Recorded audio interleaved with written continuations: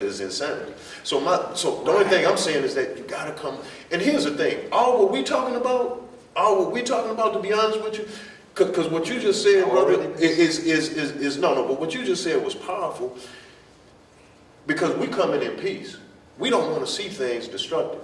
Right. But those that's coming behind us, brother, it's going to be different. You're talking about a different mentality, and it may not be necessarily talking.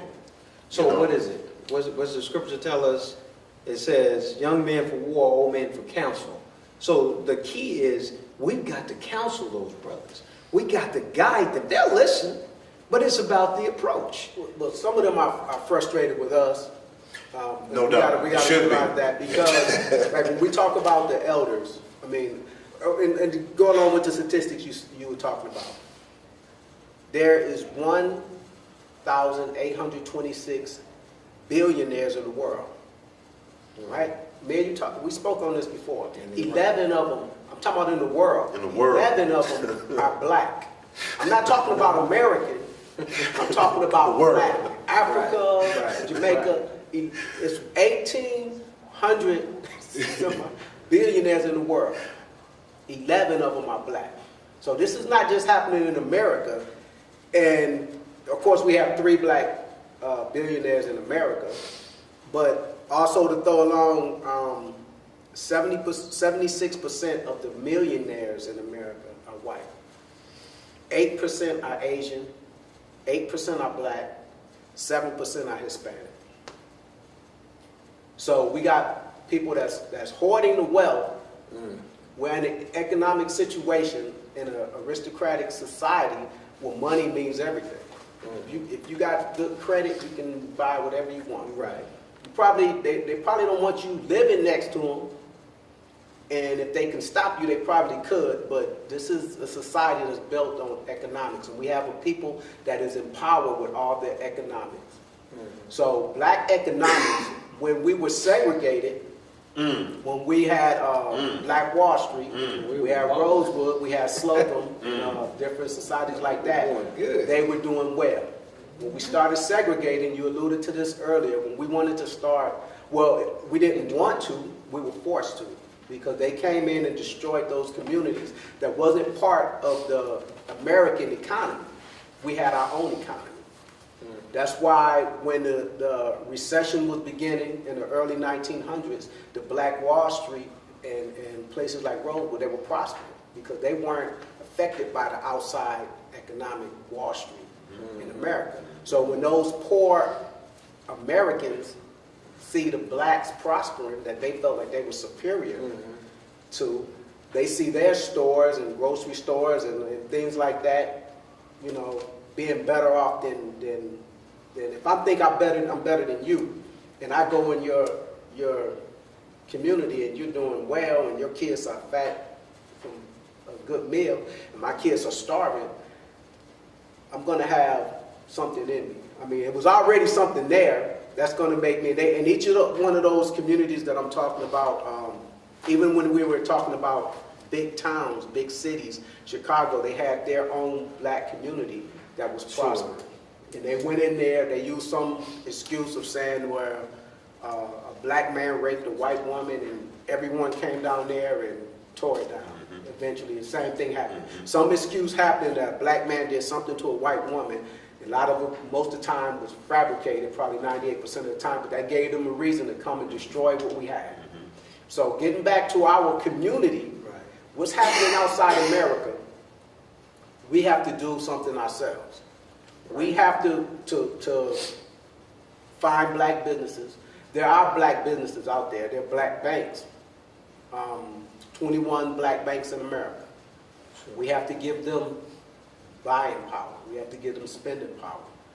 We have to give them the power to be able to give us loans at certain rates. That's right. That's right. That's right. Counting credit unions, I believe it's 38 or something like that.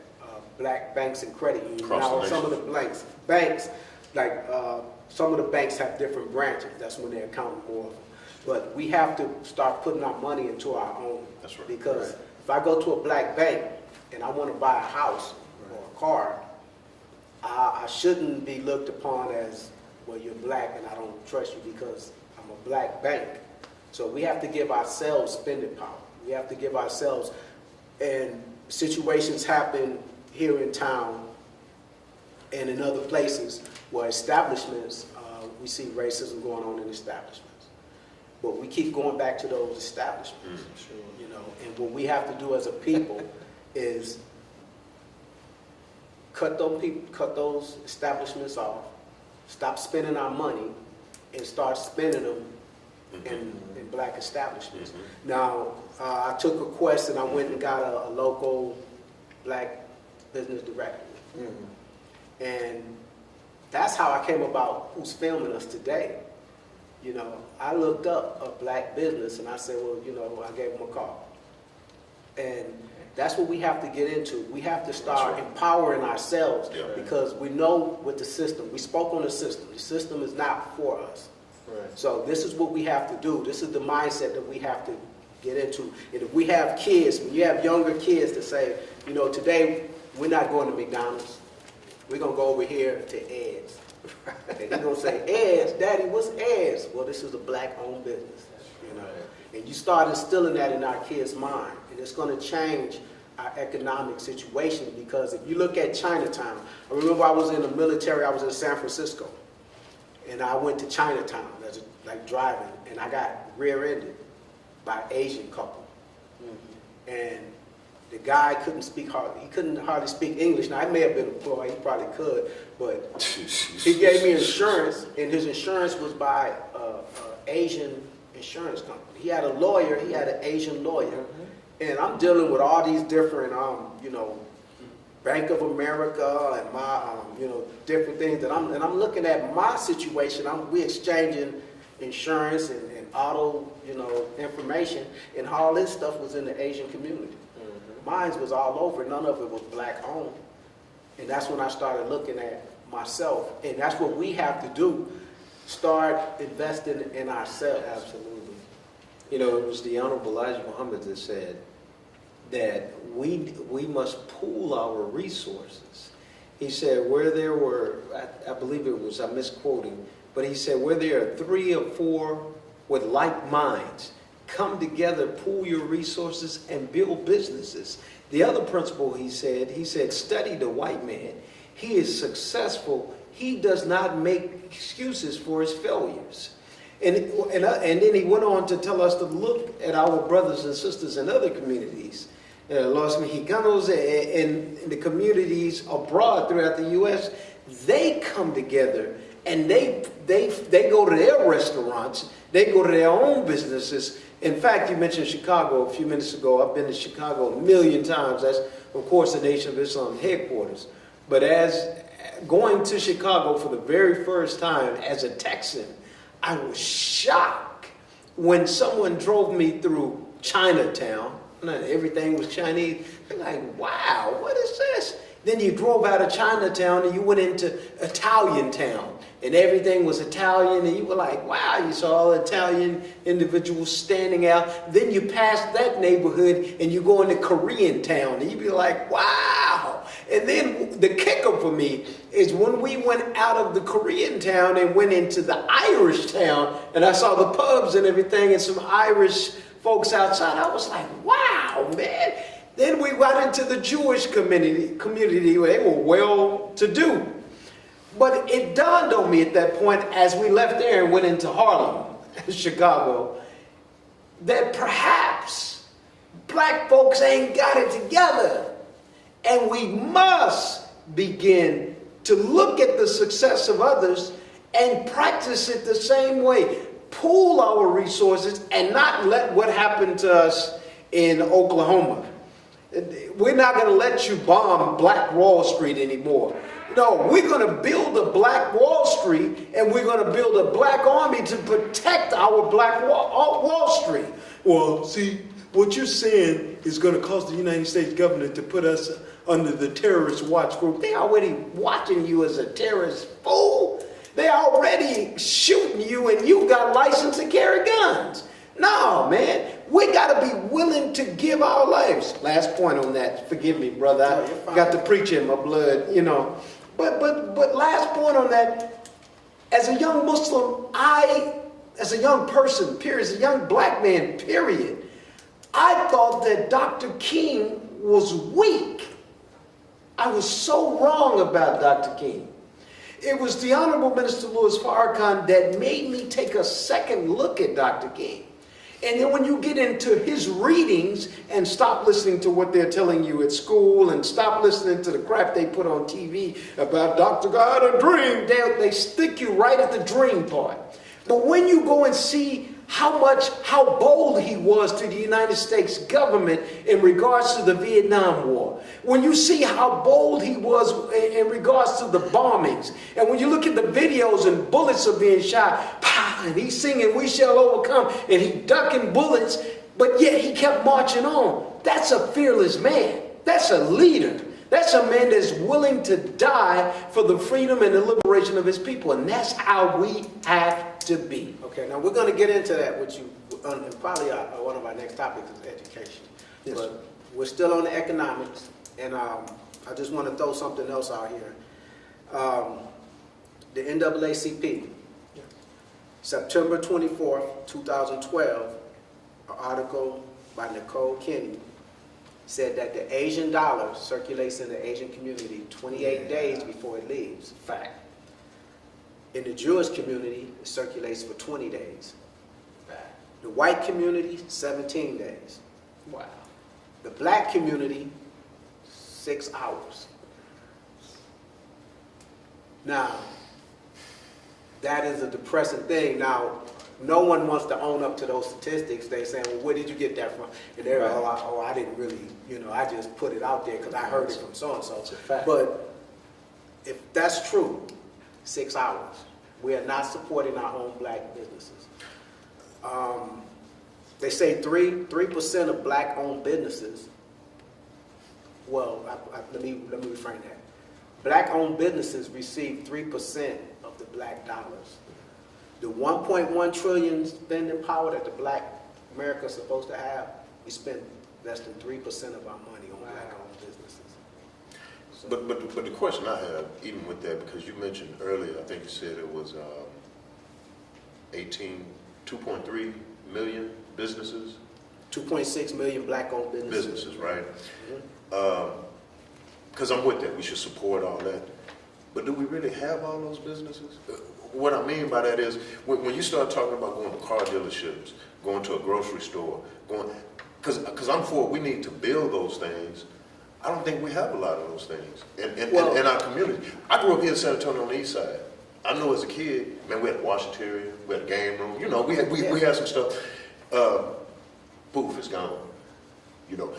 That's why I think integration hurt us, because we lost control of our education. We have businesses, but do we actually have all those businesses in the community like that? I have to see it, brother. I know we got a plumber here, and then the businesses that we have, what kind of business? Small business. Yeah, well, which is good. I'm saying, I think it's some truths we got to come to build what you're talking about, to build this wealth. But to me, to say, well, we're not supporting it, but do we have it there to support? Well, let me answer that question. Yes and no.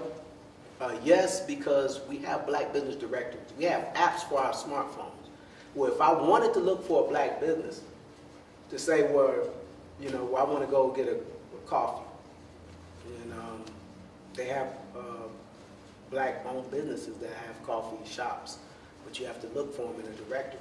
They may not be right there in your neighborhood. It may not be a Starbucks right there in my neighborhood, but we will drive out of our neighborhood to go to Cheddar's, to go to, Starbucks. But also Cheddar's will show up in our neighborhood and open up a restaurant and take that money too. One of the brothers come into our neighborhood and open up those businesses. That's true, but what I'm saying is we have them there, but the ones that we have, we won't go, because we know the system. We know the system is against us, so we got to fight the system. We got to fight upstream. So we have to go that extra distance. There's no black-owned restaurants in my community, but I would go to the southeast side to patronize some of the black-owned businesses that's in San Antonio. I would drive down W.W. White to go to Basie's, to go to Ed's Barbecue, you know, Chapman's Chicken. No, this is You right. know, This no, is- so I would leave out of my neighborhood and pass up 4 or 5 restaurants on the way to go to Chapman's Chicken. I pass up Church's, Kentucky Fried Chicken. Is the chicken good? Yeah, well, but, you know, and that's what I'm saying. That's the mindset that we gotta have. Then now in other communities, like when you were speaking about Chicago and you talk about New York, it's more segregated, and everything are closer confined. Like they have like Little Italy, like you say, they have the towns where they segregate amongst themselves. You know, you have the Irish segregating, the Italians segregating. You know, not only the Chinese, but the Japanese. When I was in San Francisco, I went to Japantown thinking that was Brother, Chinatown. you can go to Houston. Yeah. And see the same thing. Same thing. And see, but I'm saying San Antonio is Same not like that. So a lot of us that's in San Antonio, we say, well, it's not in our net. And for some reasons, I mean, there's different reasons because a lot of the business that like when you said when we were growing up, a lot of those business owners, when they start making their money, they moved on. They moved out. But you know what? Excuse me. You know what? Now we're sitting right next to Second Baptist, and suppose it got together with another church down the highway, and maybe another church, and they decided, you know what? We're going to pool our church resources because let's face it, 98% of the black churches are housed by black folks from the black community. All our people going to the church house. But if pastor so-and-so will get with other pastor and then the other pastor and say, we're going to pool our resources and our church is going to go buy some land and we're going to grow our own vegetation, then when those brothers that are incarcerated come home that are in prison studying horticulture and all that, I haven't said the word, I'm lost right now. But anyway, those that are doing gardening in prison, those folks can come out, you hire them, 3 strong churches, hire those brothers to grow the vegetation. Now that same church, go buy a building or build a building. Maybe they get with another church. Look, man, y'all open up the market and our church is going to supply you the food. And they supply the food in the market and then hire in our community. It can be done.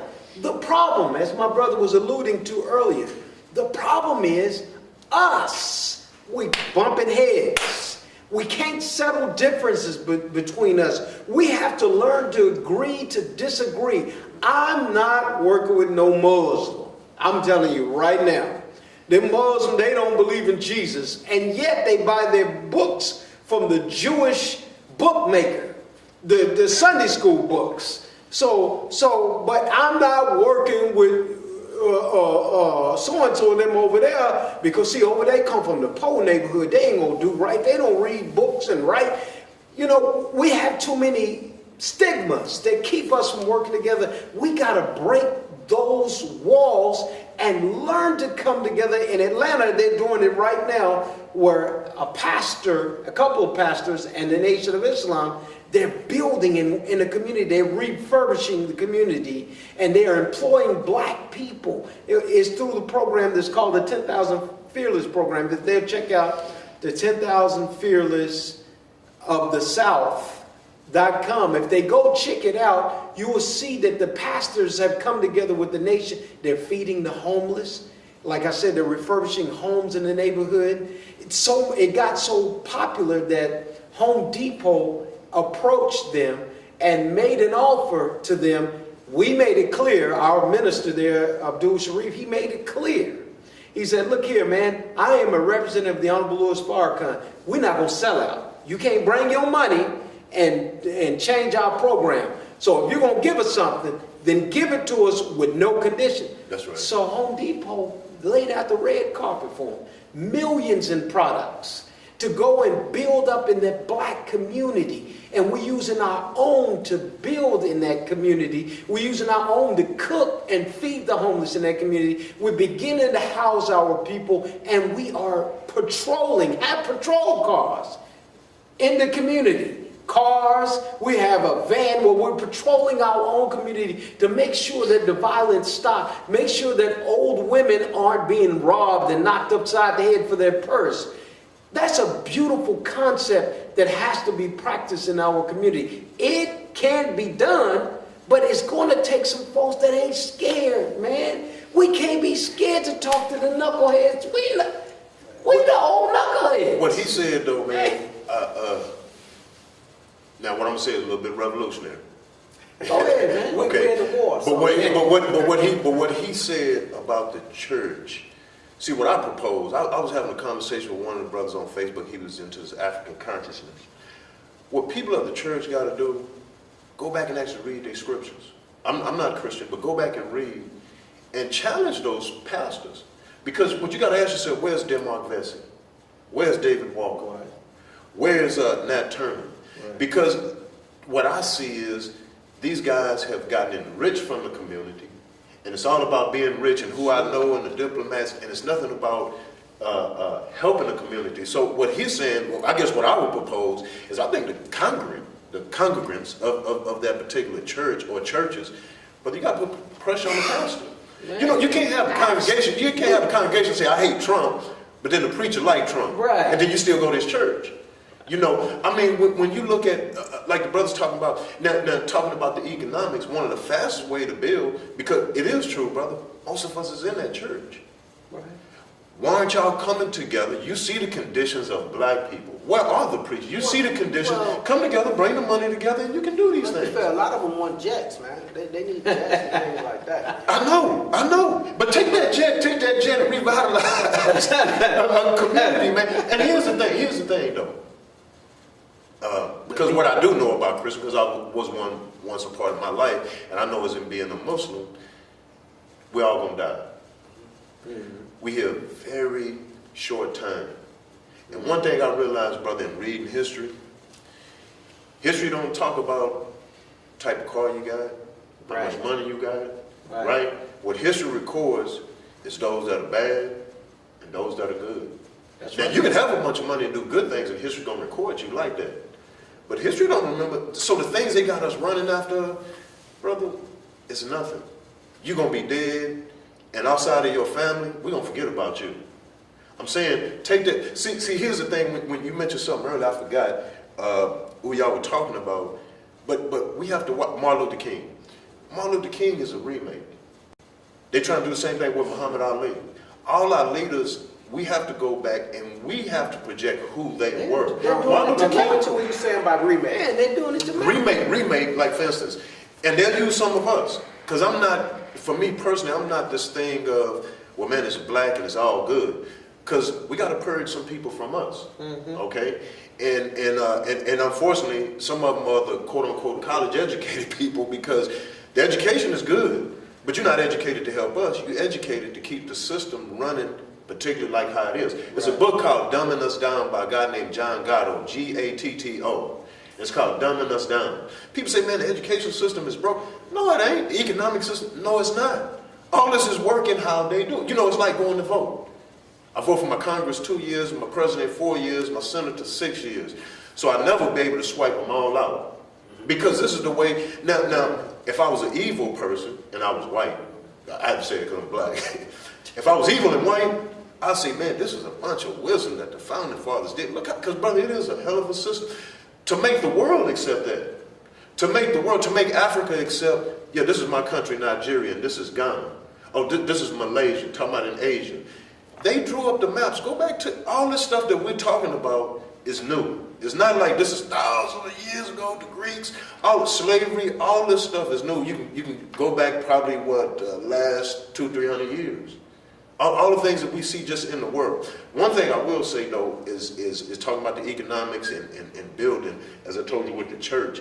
We also got to have some intelligent and smart people. We've only had a few people do it. Marcus Garvey was one of them. I know Malcolm tried, but he didn't live long enough. Brother, we got to connect outside of America.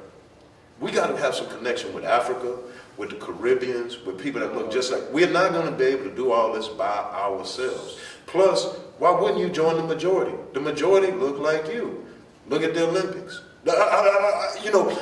brother, they want to put that a certain face. You know, whatever country you go to, if you go to Brazil, they want to show you the lightest ones. You know, it's black people that look like us all over the world. And we got to come together, in my opinion, come together. Now, we got to have our discussions here, but we also got to have that connection outside. Because in talking about business, what kind of business we can do with Africa? Do we know all the fruits and berries they have? We can come up and make juice companies. I know a brother down in Houston. The brother was from Algeria. He had a business, brother, where they were taking used clothes, selling them and sending them to Africa. I'm saying these are things I'm talking about in terms of thinking. Remember what we said earlier? When they plan regentrification, 5 years, 10 years, 30 years, they have a plan. And if we don't have a plan, so you got all these educated people, right? And one of the things they teach you go to college, you know, you got to have a plan, you know, do stuff, you know. In fact, they got a thing called planners, right? So as black people, we got to have a plan on what we're going to do and accept some truths. I'm sorry. No, you're fine. Now, the black economics, the plan. A lot of us have a plan for just us and our kids. Sure.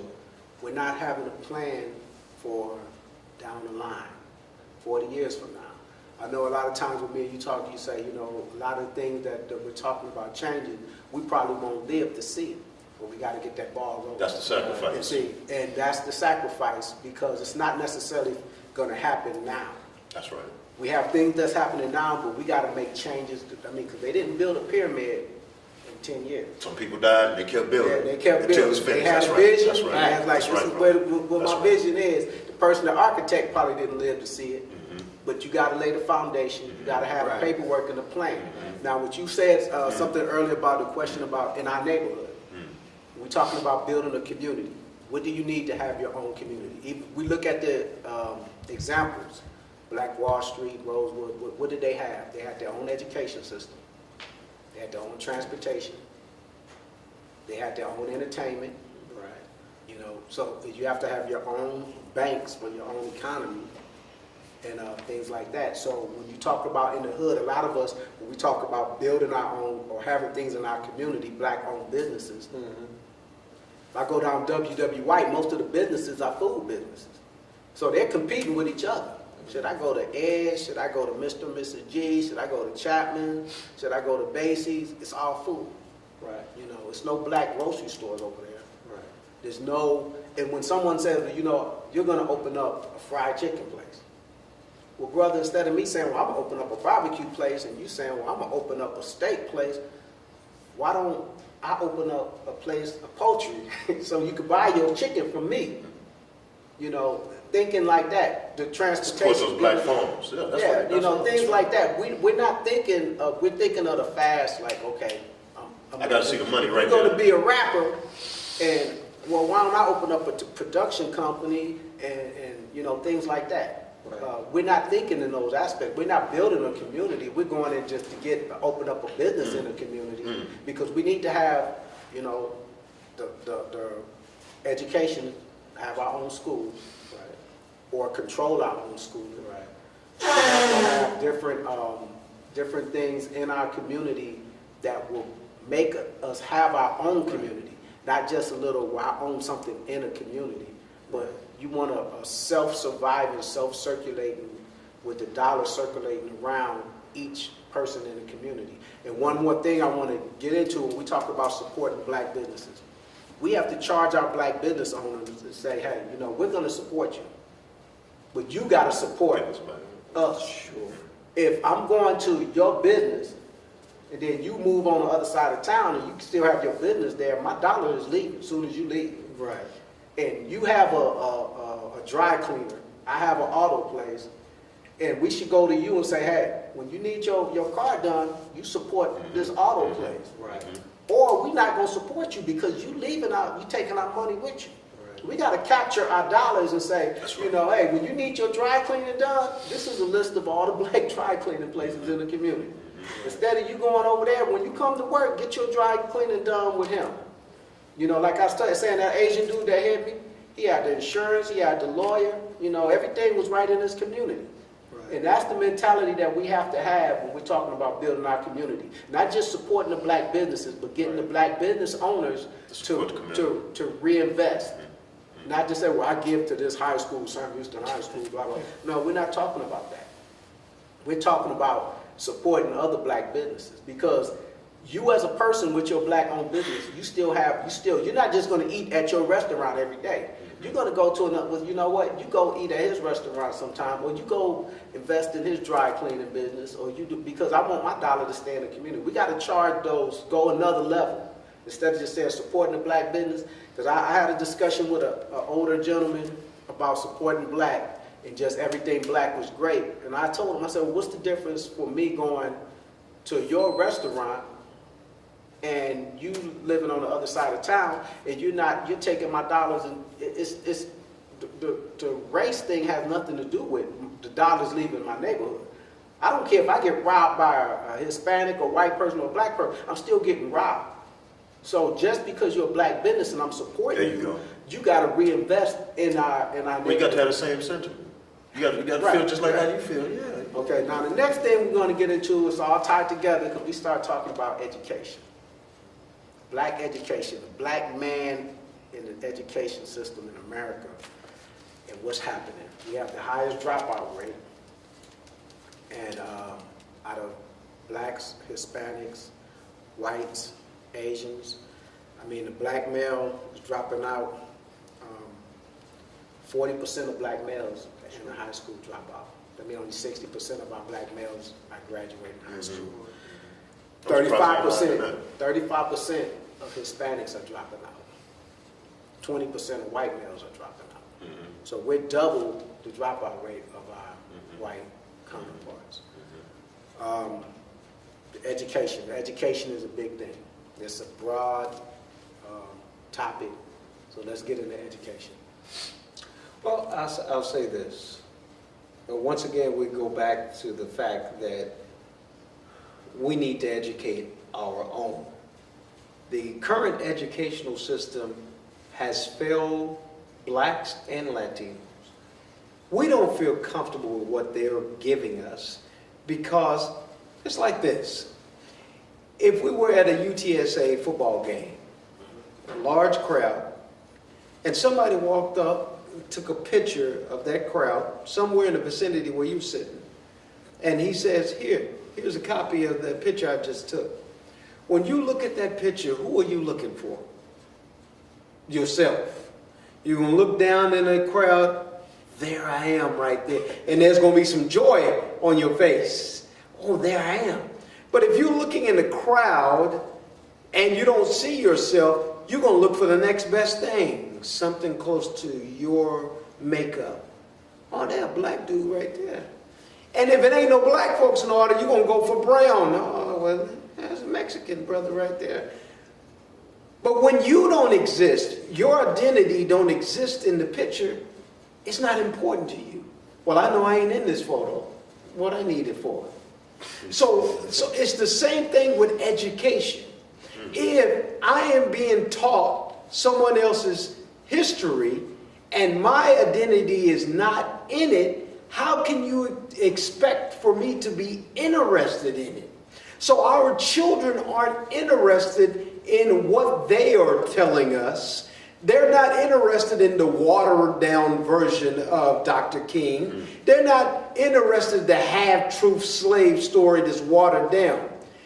We want facts. We want to know about us. We want to know about ourselves. Because the more you teach a person about their identity, brother keeps taking us back to Africa, beautiful. The more we keep talking about the building of those pyramids and the scientists that built those pyramids, and the argument that we make that we had no hydraulics, and some say it was built from the top to the bottom, not from the bottom to the top, then you got to figure out how in the hell did we do that? That says a lot about our brilliance. Our children need that information. Case in point. I ain't going to talk long. I got 3 more hours, brother. But case in point, every time I speak about this somewhere, I bring this up. My grandfather was one of the Tuskegee Airmen. He was a part of the group called 49 plus 1. 49 men, 1 woman. They left out of Lackland Air Force Base here in the city of San Antonio, flying in to Tuskegee, Alabama. My grandfather's, one of his college professors was George Washington Carver. He met the likes of Eleanor Roosevelt when he was present there. And do you know, I was 35 years old, living with my parents for a short moment, because you know how we do it. We save money to get a house, and so my ex-wife and I, we saved money to get into a house. But we were present there, and my father comes into my bedroom, he goes, look at the credits, look. And I see Edward Doyle. I said, what's Grandpa doing on there, Dad? He said, your grandfather helped to put together the movie. They filmed it down in San Antonio. I said, why? He said he was one of Tuskegee Airmen. I said, what? I go back and talk to my grandfather about it. I said, Grandpa, I didn't know you were one of Tuskegee Airmen. Why didn't you ever tell us that? Magic words. I didn't think it was history. See, when we talk about education, the problem is that there's a gap between the older generation and the young.